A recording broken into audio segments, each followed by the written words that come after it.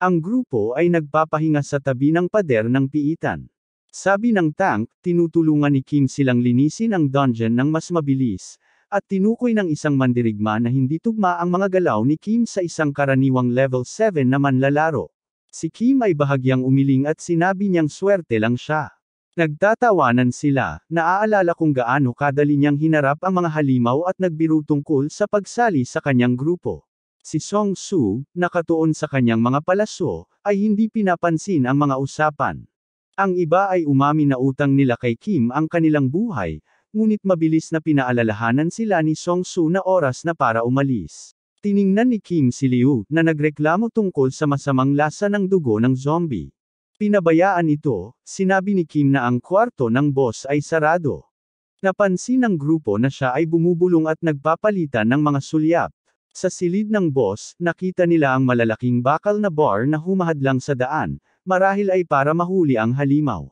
Sinimulan ni Song Su ang pagpapaliwanag ng plano, ngunit pinutol siya ng tank na sinasabing alam na nila ang mga batayan. Si Song Su ay nagalit at binalaan ang koponan na kahit isang pagkakamali ay maaaring makasira ng lahat.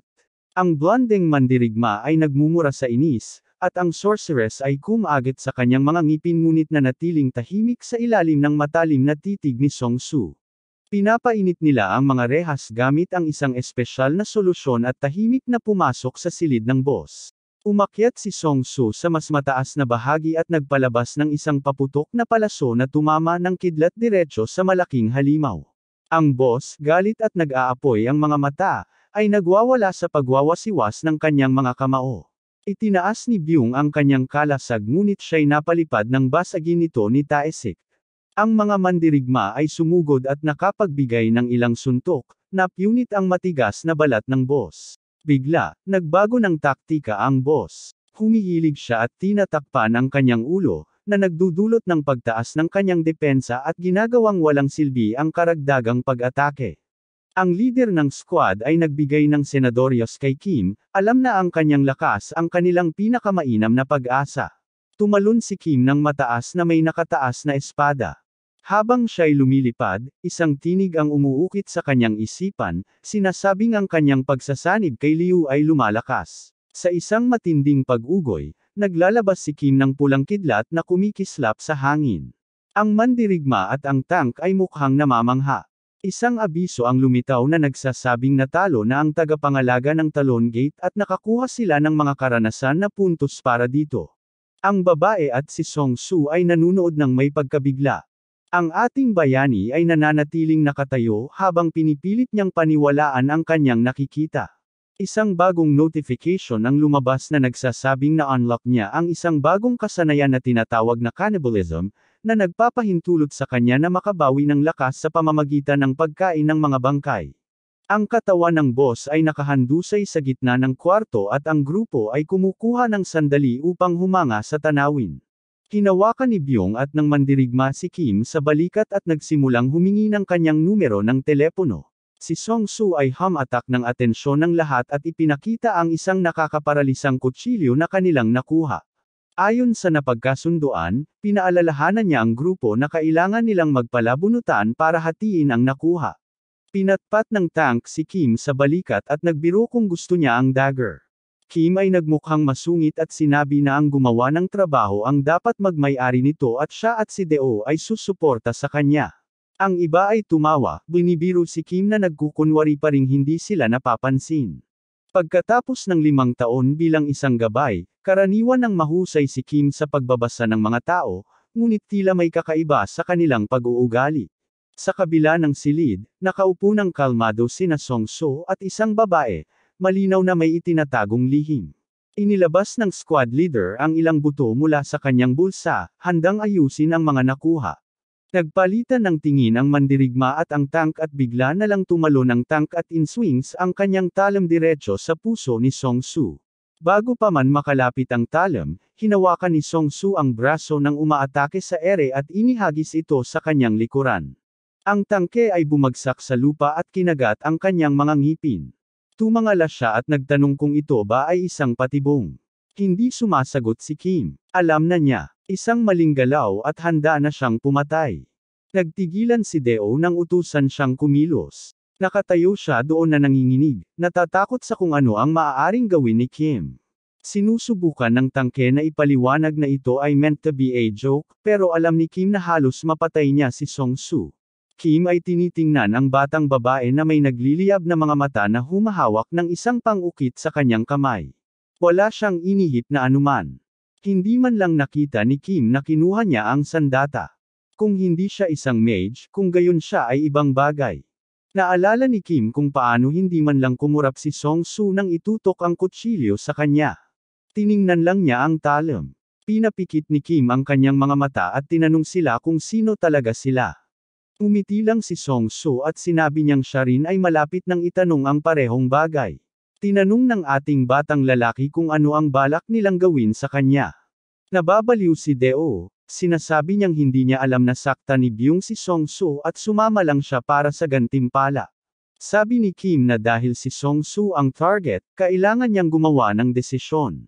Tumingon ang squad leader sa babae, tinatawag siyang harem, at siya'y napatalon pabalik na parang nasa madilim na ulap. Nagtaka si Kim nang biglang lumitaw ang mangkukulam sa tabi ni Deo. Ganoon na lang, nawala ang mandirigma matapos ang isang hampas niya. Hindi maiwasan ni Kim na isipin na talagang delikado ang batang ito. Ginawa rin ni Kim ang parehong galaw kay Byung kaya't nawala rin ito. Kinuha niya ang pangil mula sa sahig at inangkin ito. Nang tanungin siya ni Song-soo, sinabi ni Kim na karapat dapat siya dito dahil iniligtas niya ang kanilang buhay. Nagtatalo si Song-soo, pero umiiwas si Kim, na sinasabi na walang halaga ang kutsilyo sa kanila. Si Song-soo, nanginginig sa galit, ay nagtanong kung alam ni Kim kung sino siya. Tumingin si Kim sa babae, nahulaan na siguro ay mahalaga ito, pero sinabi niyang wala siyang pakialam. Idinagdag niya na nilalaktawan niya sina Deo at Byung pagkatapos ng mas malalaking biktima. Ang pulang mata ni Lu ay kumikislap, nagbabala kay Kim na delikado si harem. Alam na ni Kim at tinanong kung dapat na lang ba siyang tumakbo. Sabi ni Lu na mag-focus sa ibang mga halimaw at kunin ang mga loot. Isang notification ang lumabas na nagpapakita na sinisipsip ni Lu ang lakas ng zombie.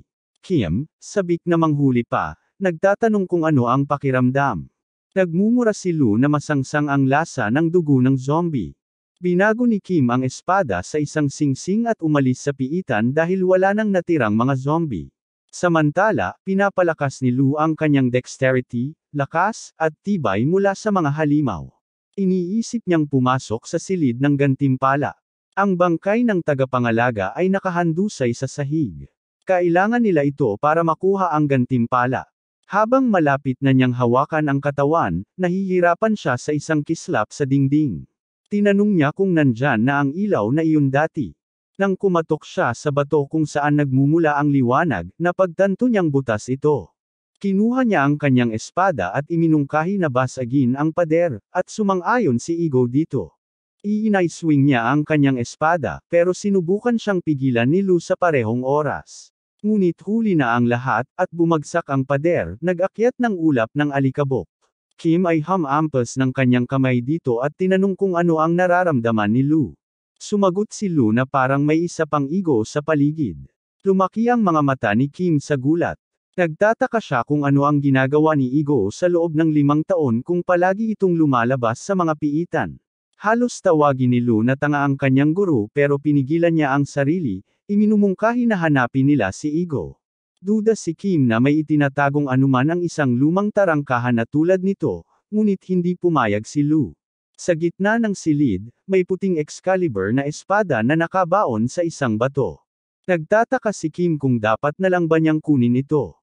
Sa sandaling mahawakan ng kanyang mga kamay ang talim, isang maliwanag na liwanag ang sumiklab sa silid. Naririnig niya ang boses ni Igo na nagtatanong kung narito na ang may-ari nito, at bigla siyang natagpuan sa isang puting espasyo na may pamilyar na pakiramdam.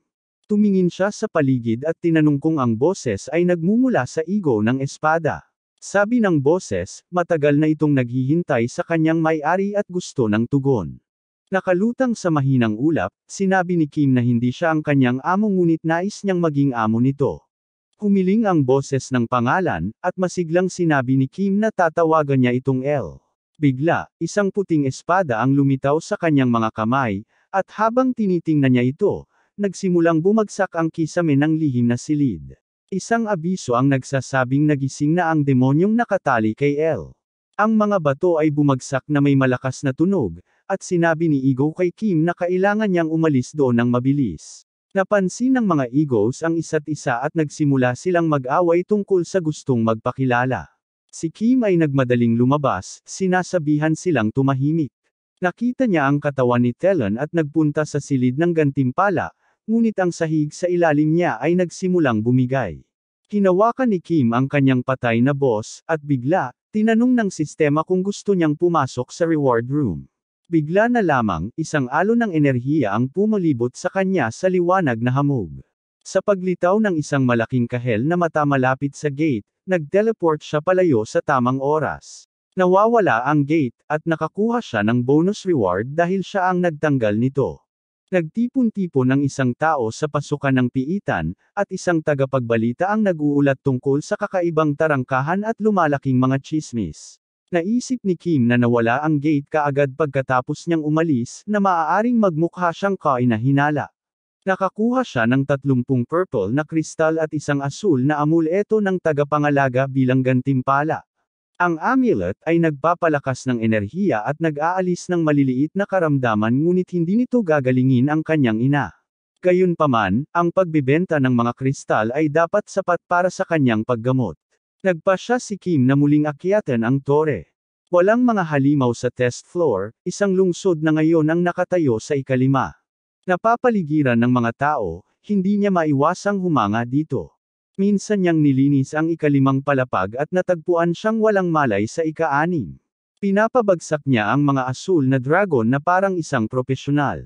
Ang mga goblin sa ika-7 palapag ay bumabagsak sa ilang swing lang ng kanyang espada, at pinapalo niya ang dragon mob sa ika-8 palapag gamit ang kidlat. Nakatayo siya sa ika-9 na palapag, napapalibutan ng matatalim na bato, na may 2 nagniningning na espada.